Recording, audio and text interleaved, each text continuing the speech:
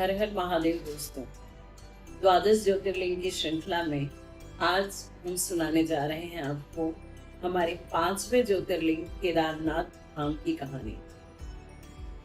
अपने इस वीडियो में आज मैं आपको बताऊंगी कि किसने की केदारनाथ धाम की स्थापना और क्यों हुई केदारनाथ धाम की स्थापना। दोस्तों, ये वीडियो थोड़ा लंबा होने वाला है, इसलिए इसको मैंने सोचा है कि इसे 2 पार्ट में शूट करूंगी। आज मैं सुनाऊंगी आपको पार्ट 1।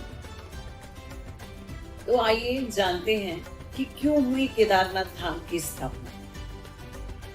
बात द्वापर युग की है।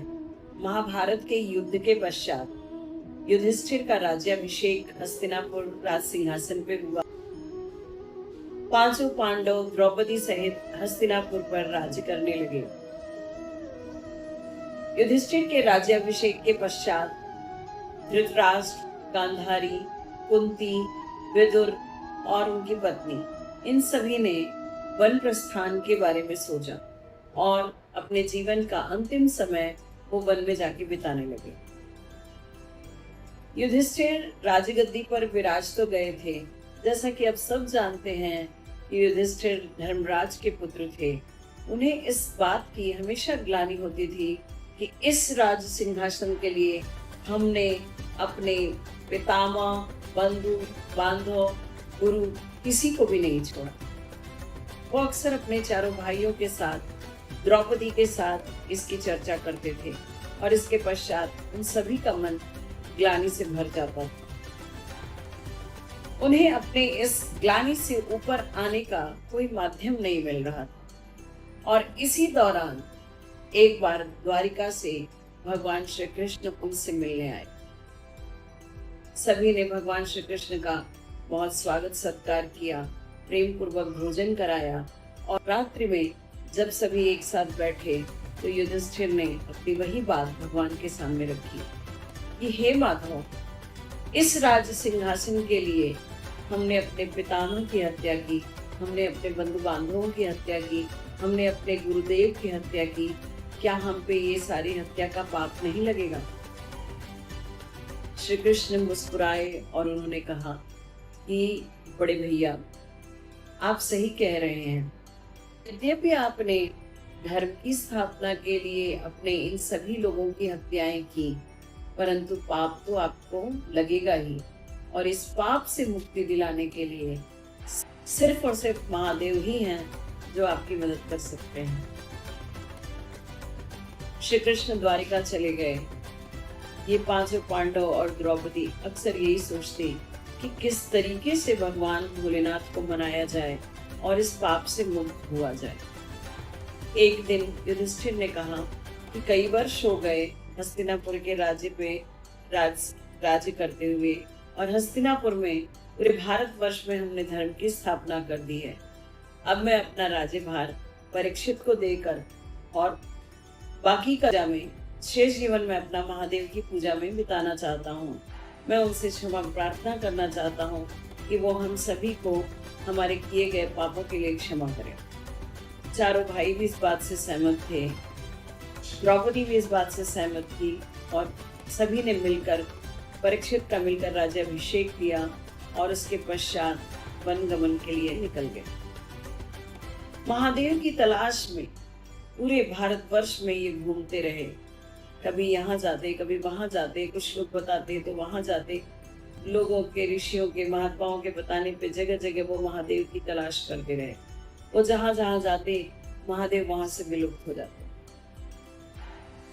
महादेव की तलाश में जब सभी जगह से वो थक गए तो कैलाश की ओर प्रस्थान किया। वो जैसे ही कैलाश पहुंचे, महादेव ने उन्हें देखते ही एक भैंसे का रूप धारण कर लिया, परंतु भीम ने महादेव को पहचान लिया था और भीम ने जैसे ही महादेव को स्पर्श करने की कोशिश की, उस भैंसे के 5 टुकड़े हो गए और जो पीठ का टुकड़ा था वो वहीं स्थापित हो गया।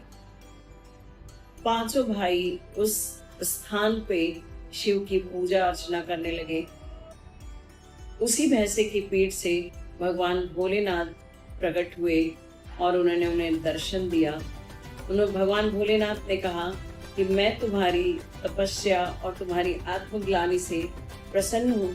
इसलिए महाभारत के युद्ध के दौरान जितने भी हत्याएं तुम्हारे हाथ से हुई या जितना भी पाप कर्म इस युद्ध को जीतने के लिए तुम्हारे हाथ से हुआ, मैं उसके लिए तुम्हें क्षमा करता हूँ। परंतु इसके अलावा इसके पूर्व जीवन में जो तुमने इसके महाभारत के युद्ध के पहले जो कुछ भी तुमसे पाप हुआ होगा, उन सभी का दंड तुम्हें भोगना होगा।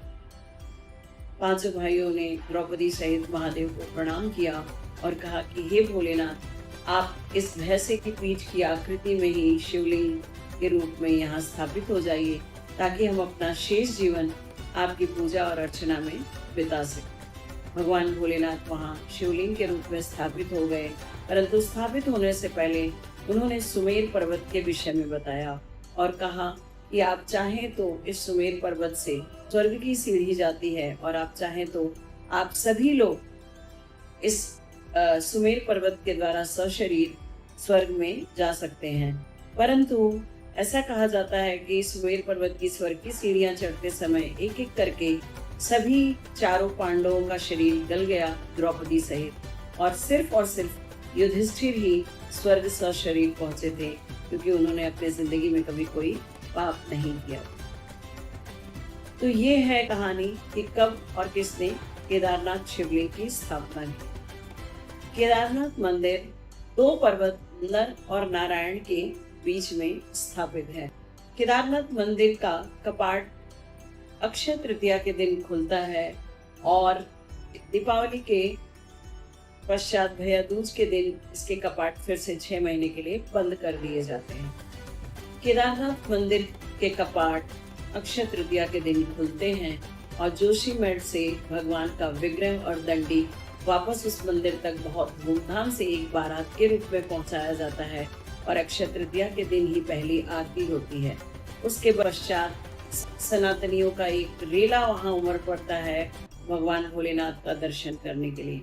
इतनी दुर्गम यात्रा तय करके लोग भगवान भोलेनाथ के शरण में पहुंचते हैं और श्रद्धा सुमन अर्पित करते हैं। फिर से वापस दीपावली के पश्चात भैया दूज के दिन आखिरी आरती होकर मंदिर की साफ सफाई करके उस मंदिर के कपाट को 6 महीने के लिए बंद कर दिया जाता है और वहां बर्फ गिरने लगती है, तो लोग वहां नहीं पहुंच पाते। केदारनाथ धाम का महत्व इसलिए भी बहुत ज्यादा है क्योंकि उस शिवलिंग की स्थापना ही इस बात से हुई थी कि महाभारत के युद्ध में धर्म की स्थापना के लिए, अच्छे कार्य के लिए जो कोई भी पाप कर्म पांडवों द्वारा हुआ था, उस सबका वहां विनाश हो गया। लोग कहते हैं कि यदि हमारे मनुष्य जीवन में अनजाने में जो कुछ भी पाप कर्म हमसे हुए हैं, जो कुछ भी गलतियां हमसे हुई हैं, यदि पश्चाताप के रूप में हम भगवान भोलेनाथ केदारनाथ के धाम में पहुंचते हैं और पूरी श्रद्धा से भगवान के दर्शन करते हैं, तो हमारे वो सारे पाप कर्म जो अनजाने में हमसे हुए हैं वो नष्ट हो जाते हैं। केदारनाथ धाम की कहानी बहुत ही अद्भुत और अविश्वसनीय है। मैं अपने इसी वीडियो के दूसरे पार्ट में आपको केदारनाथ धाम से जुड़े हुए बहुत ही अद्भुत और अविश्वसनीय रहस्य बताऊंगी। उन रहस्यों को जानने के लिए आप मेरे इस वीडियो में बने रहें। हर हर महादेव।